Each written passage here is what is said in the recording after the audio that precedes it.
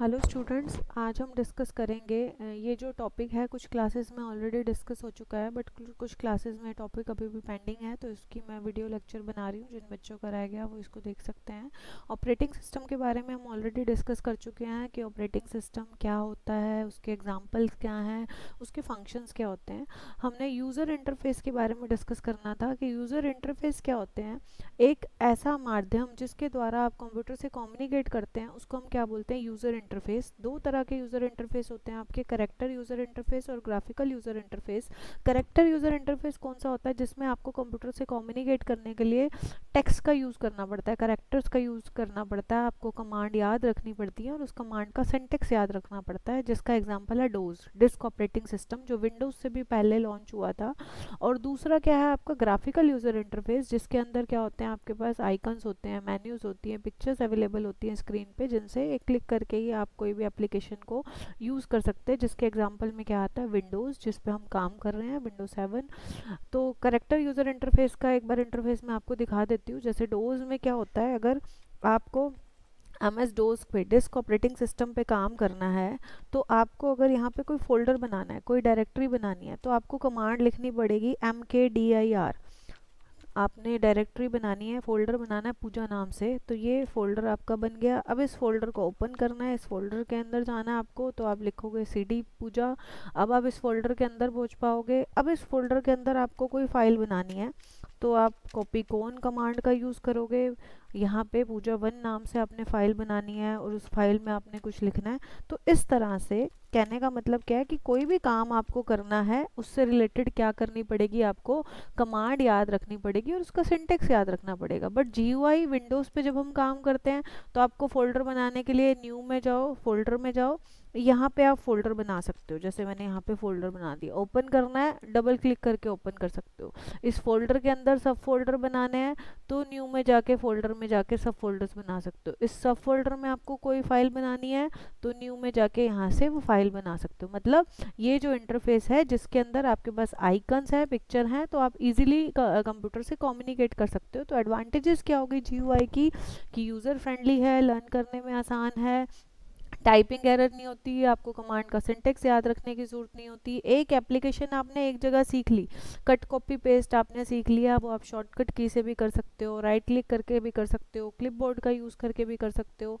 एक फाइल को एक से दूसरी जगह लेके जा सकते हो। जैसे MS वर्ड में टेबल बनाई, उसके डाटा को आप एक्सेल में लेके जा सकते हो, उसी डाटा को आप पावर पॉइंट में लेके जा सकते हो।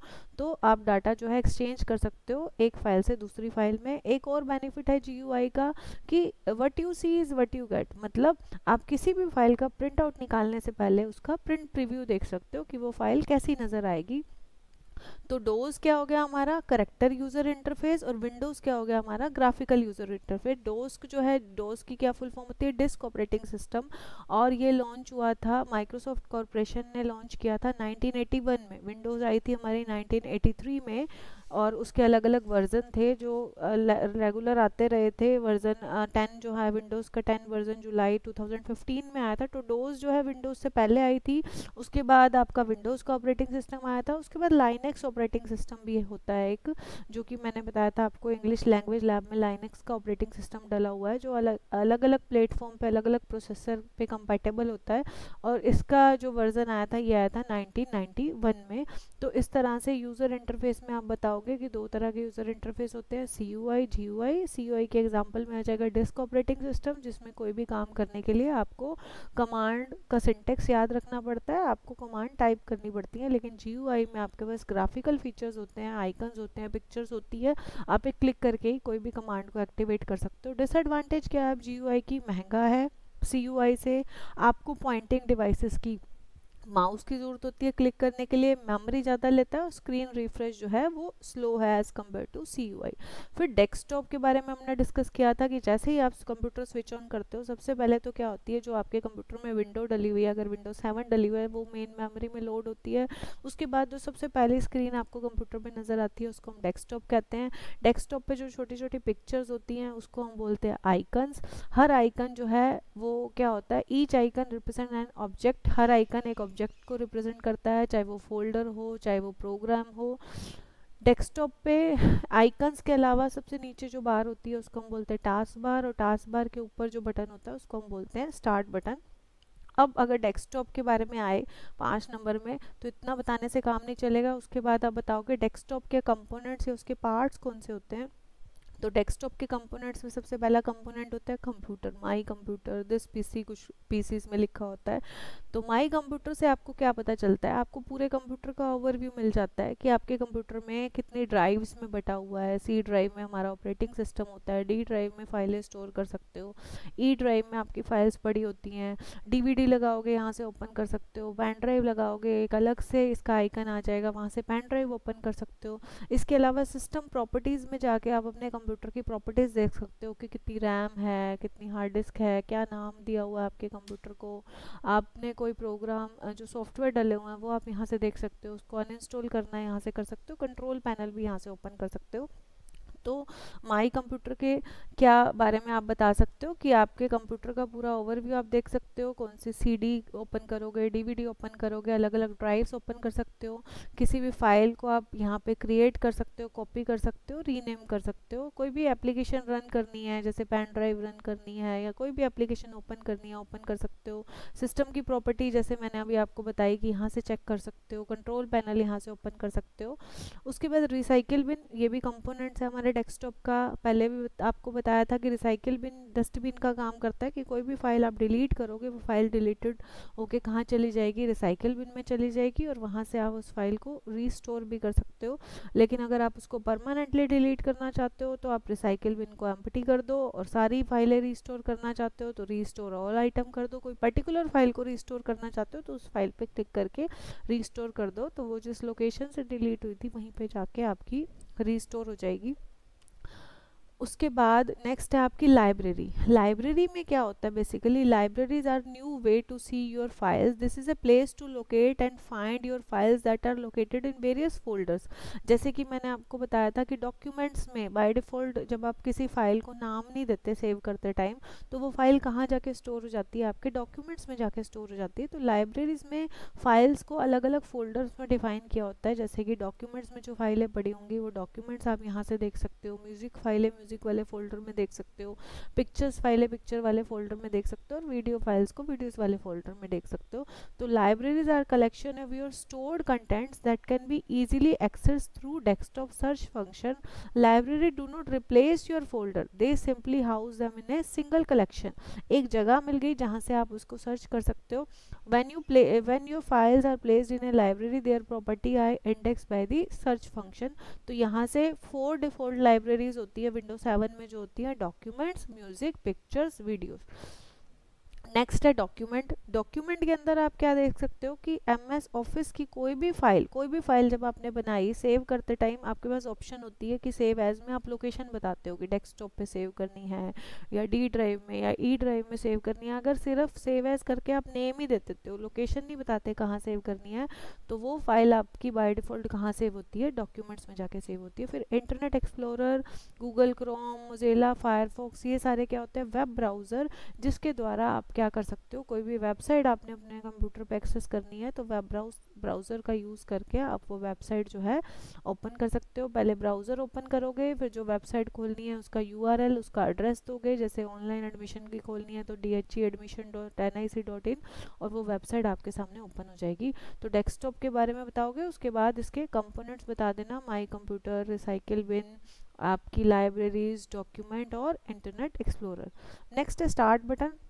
स्टार्ट बटन कहाँ पे होता है, डेस्कटॉप स्क्रीन पे बॉटम में टास्क बार होती है, टास्क बार के ऊपर आपका स्टार्ट बटन होता है।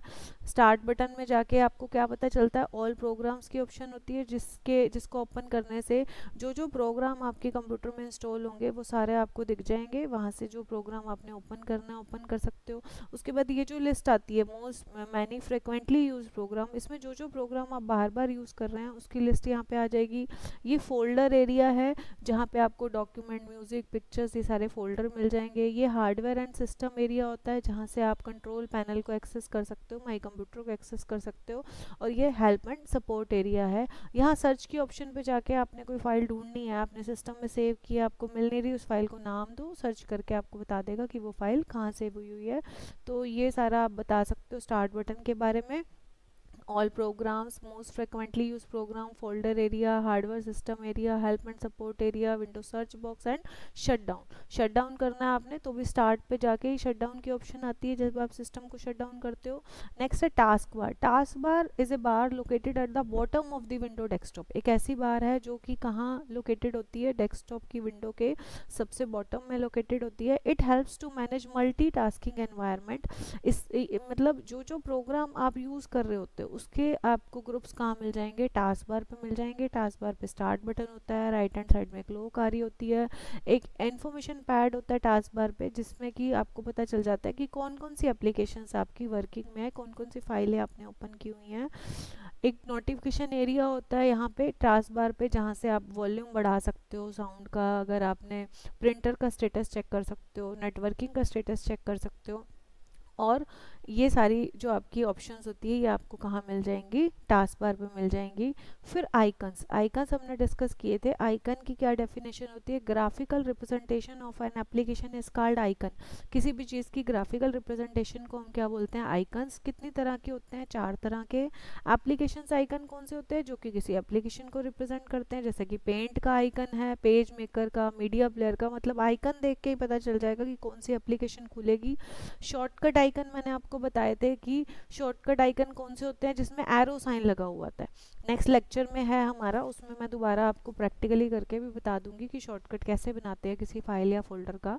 तो शॉर्टकट आइकन कौन से होते हैं कि जिसमें एरो साइन लगा जाता है फाइल या फोल्डर के आगे, तो आप उस फाइल या फोल्डर का शॉर्टकट बना सकते हो ताकि आप उसको डेस्कटॉप से ही एक्सेस कर पाओ। डॉक्यूमेंट आइकन कौन से होते हैं, जैसे कि वर्ड की फाइल में W लिखा होता है, एक्सेल की फाइल में X लिखा होता है, तो उसके आइकन से ही आप रिप्रेजेंट कर सकते हो कि कौन सा डॉक्यूमेंट आपका ओपन होगा। फिर ड्राइव लेटर आइकन्स कौन से होते हैं, जो कि अलग अलग ड्राइव्स को रिप्रेजेंट करते हैं। पेन ड्राइव लगाओगे तो अलग आइकन आ जाएगा, DVD है तो उसमें DVD बनी होती है। तो ये क्या होते हैं आपके आइकन्स और उसके टाइप्स। रीसाइजिंग ए विंडो, अगर आपने कोई भी विंडो को रीसाइज करना है तो उसके लिए क्या करोगे, जैसे मैंने MS वर्ड खोला, आप उस फाइल को मैक्सिमाइज करने की बजाय रीस्टोर करोगे और यहाँ से ड्रैग करके आप उसका साइज जो है कम या ज़्यादा कर सकते हो। तो इस तरह आप एक विंडो को रीसाइज कर सकते हो। नेक्स्ट है इसमें हमारा हेल्प की ऑप्शन। आपने कुछ हेल्प लेनी है तो हेल्प एंड सपोर्ट में जाके कोई फाइल सर्च करनी है तो यहाँ फाइल का नाम देके आप फाइल सर्च कर सकते हो। शट डाउन करना है कंप्यूटर को, स्टार्ट में जाके शट डाउन पे जाओगे, कंप्यूटर शट डाउन हो जाएगा। अब विंडो की एसेसरीज कौन सी होती हैं, एसेसरीज क्या होती हैं, जो हम जब विंडो इंस्टॉल करते हैं ऑटोमेटिकली इंस्टॉल हो जाती है, हमें अलग से नहीं डालनी पड़ती।